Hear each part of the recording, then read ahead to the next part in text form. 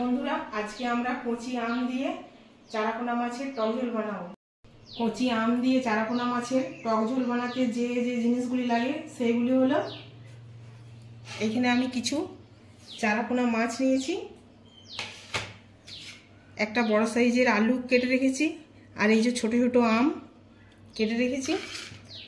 আর এই মশলাগুলো হলো, এই যে ফোড়নের জন্য 5 ফোড়ন, একটা শুকনো লঙ্কা, তেজপাতা, সরষের তেল, স্বাদ মতো লবণ, হলুদ, লঙ্কা গুঁড়ো, স্বাদ মতো চিনি।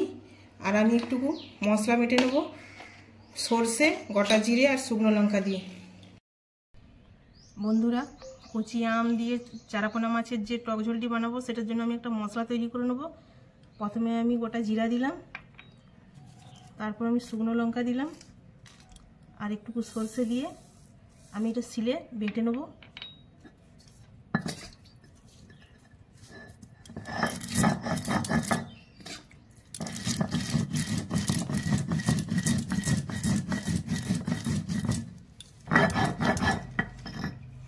আমার মশলাটি বাটা হয়ে গেছে, আমি এরপরে একটি পাত্রে তুলে নেব।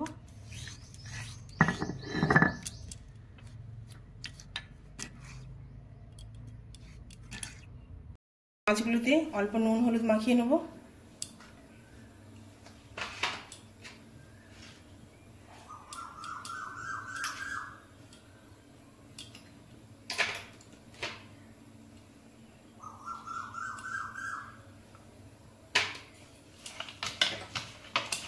হয়ে গেছে, আমি এরপর সরষের তেলটা দিয়ে দিলাম কড়াইয়ে, যদি লেগে যায় সেই জন্য।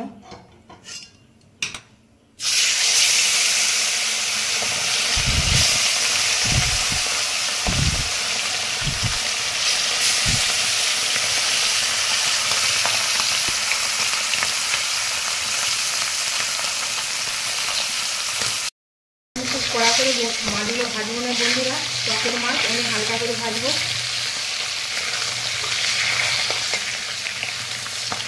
হয়ে গেছে, আমি একটু তুলে নিলাম মাছগুলো।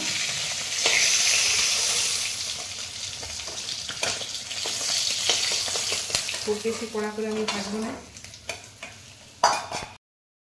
আমি ওই তেলের মধ্যে একটু ফোড়ন দিয়ে দিলাম, একটা তেজপাতা, শুকনো লঙ্কা আর অল্প 5 ফোড়ন। এখানে আমি লম্বা করে কেটে রাখা আলুগুলো দিয়ে দিলাম।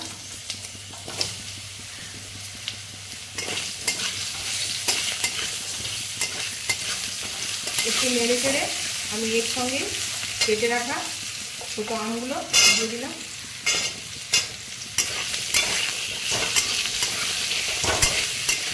এরপর আমি অল্প করে ভেজে নেব হালকা করে। এর মধ্যে একে একে স্বাদ মতো লবণ, হলুদ গুঁড়ো দিয়ে একটু নেড়ে নেবো। দিয়ে এরপরে আমি এই যে বেটে রাখা একসঙ্গে সরষে, লঙ্কা আর গোটা জিরে সেটা আমি দিয়ে দেবো এর মধ্যে।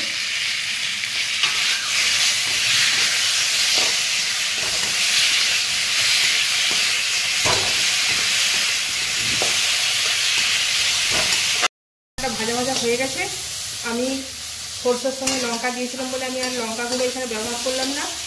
এরপরে আমি ওই সরষে বাটার জলটাই আমি এখানে দিয়ে দেবো।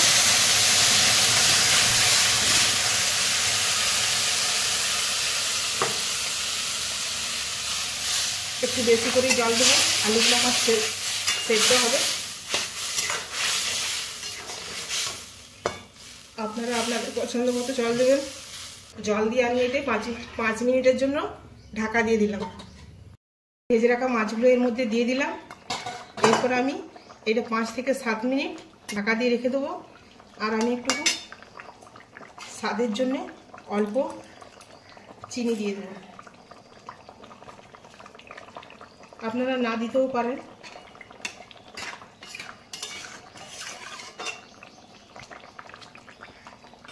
এরপর আমি এটা আঁচটা কমিয়ে একটু ঢাকা দিয়ে দেবো।